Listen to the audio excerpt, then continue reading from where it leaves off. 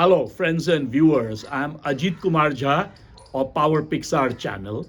Um, we just made a video a couple of days ago, which was our first video, in which I was arguing why the BJP is going to win for the third time, as Prime Minister Modi said, and at the same time I was predicting a humongous 350 for the Saffron Party. Now, lots of people responded by asking me, why is it happening? What is the reason? Why is it that the Congress, BJP is surging and the Congress is languishing behind? And that is what I'm going to attempt today to answer that question. What I'm going to, with a few facts.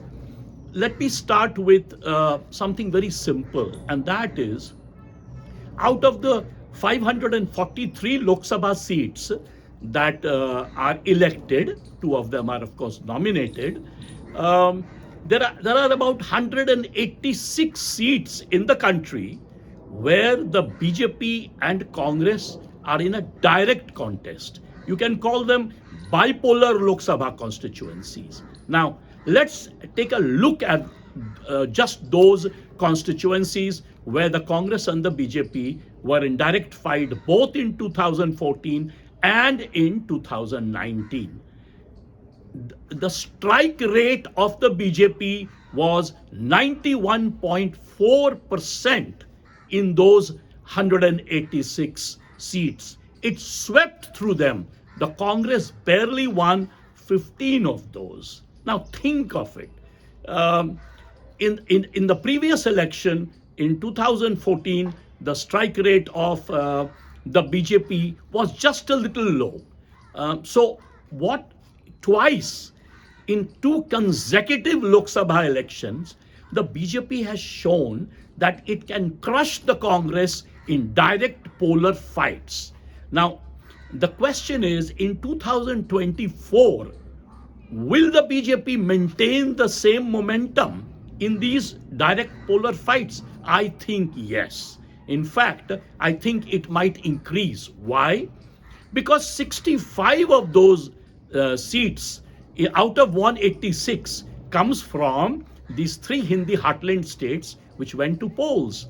And which are these states that went to polls where the BJP just won assembly election? Rajasthan, Chhattisgarh, and Madhya Pradesh. Now, what happened? In 2018, the Congress won all three. And despite that, the BJP strike rate overall was, as I argued, 91.4%. Now, given the fact that just 5 months before the Lok Sabha elections in 2023 are scheduled, the BJP's strike rate is obviously going to be better. Now, someone could argue, well, you know, a rival who would not agree with me could argue that, look, the BJP already did very well in 2019. That's one of their points. So where will the BJP improve its further position? Number one.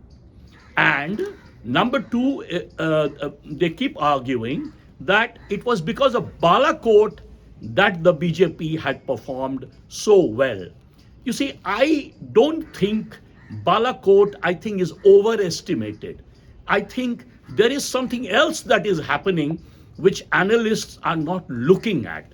And that is, the BJP is doing well because both 2014 and 2019 were critical elections. Now, what is a critical elections? I don't want to sound too technical, but critical elections are elections where the turnout rate is very high. The matdan, as they say in Hindi. Now, look at the turnout rate. In 2014, the turnout rate was about 66.4%. By 2019, the turnout rate became 69%. Never in the history of India has the turnout rate been that high. Now, what I'm going to argue that earlier elections before 2014, at times, the ruling party would get barely 30% and still form the government. In 2014, BJP only got 31% of the vote of the entire country, and it ended up with 282 seats. But as it went ahead in 2019, the BJP's vote percentage jumped up to 38.5. That is an extraordinary vote percentage by a political party. Perhaps the only exception was 1984, when Rajiv Gandhi, because of exceptional circumstances, had got a higher percentage. The BJP's seats were 336. Now, what about the allies? The allies ended up making in 2019 almost 353 seats.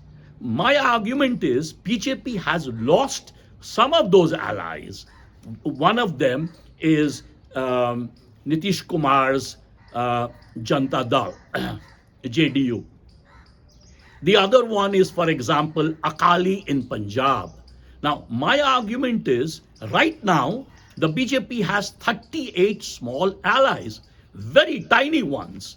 They have barely won 7 seats in the last Lok Sabha. So what the BJP is doing, it is occupying that space more and more where its allies were contesting. And thereby, it will end up grabbing those seats.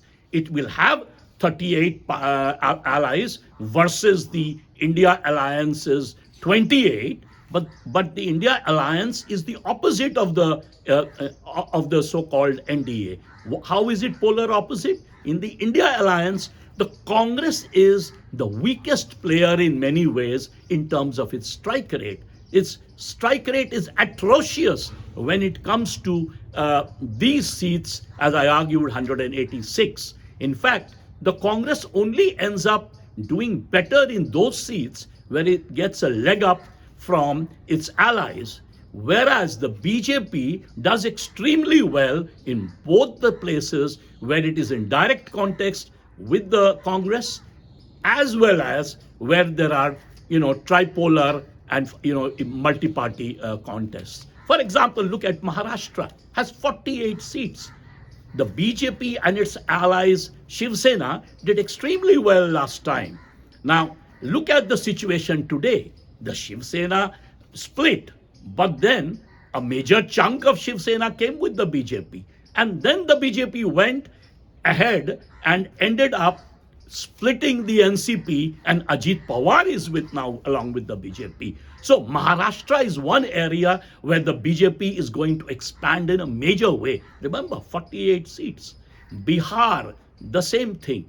In alliance with the JDS, where the BJP had given the JDS almost 17 seats, they had swept the state, 39 out of 40. Now again, even though Nitish Kumar has moved along with RJD, the anti-incumbency against the Nitish Kumar government, there is only one party gaining from that anti-incumbency, and that's the BJP. So again in 2024 in Bihar, you'll see a sweep of the BJP. Similarly, in other programs, I'll go state by state and show you where the BJP will gain. But to begin with, for example, it's a penetration in the southern states. In Karnataka, people will argue, well, right now the Congress has just won an election. Yes, but look at what the BJP gained, an ally in Janata Dal Secular, which earlier was not with the BJP. Similarly, in Telangana, for example, right now the Congress has won. The BJP is a third party, but I have a feeling, and I'm saying this with political conviction or political experience, that the BJP is going to have an alliance, a potential alliance in KCR, as KCR's BRS, because that is pushed into a corner, and obviously KCR won't go with Congress. So similarly, I'll lay out state by state in my next video. But my point is, the reason BJP is doing so well not Balakot. I think that is overestimated because of critical elections where the turnout is increasing and BJP knows how to increase the turnout, and thereby the entire competition becomes BJP winning 40%. And once the BJP wins 40% of the vote, my argument is that the cube law will set in and BJP will sweep to about 350. I'll explain some of these in sort of later videos, but that is the argument that I began with my first video, and I'm sort of explaining this because a lot of the viewers asked me to explain some of these facts. I hope you enjoyed this video. Thank you very much.